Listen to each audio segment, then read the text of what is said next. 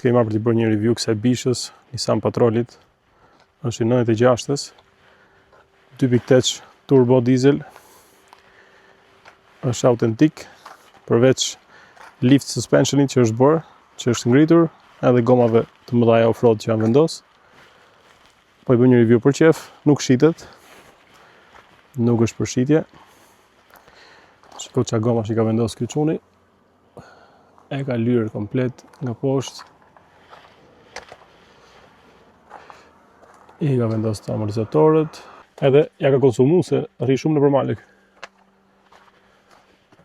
Shojmë pak nga brenda. Na ishte një kohë.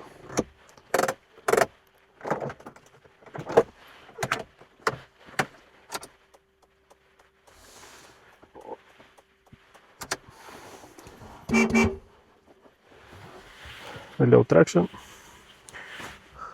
Tavan xhami, sedilet origjinale. Kjo është me të vërtetë gjë e bukur. Makinë e bukur për të prezantuar.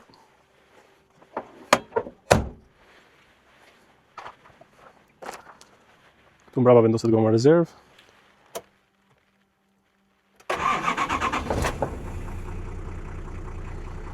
Çfarë punimi ka?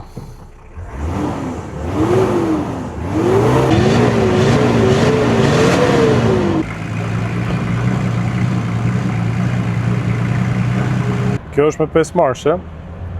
Ka dhe marshi këtu për low traction. Bëhet 4x4.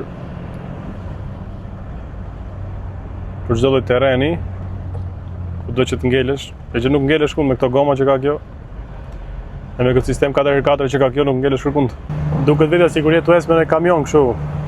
Lidhi timoni masi, ato kamionet e ushtrisë, veç marshi i mungon këtu edhe këtu jemi shumë lart sepse kësaj është bërë lift suspension. Ishte koha kur ishte betejë e fortë mes makinave, konkurrencë e madhe. Kush ishte më e fortë, kush ishte më i gjatë, kush ishte më rezistente. Edhe Patroli e ka bërë më smiri, e vërteton më smiri mas gjithë këtyre viteve, 96, 2026.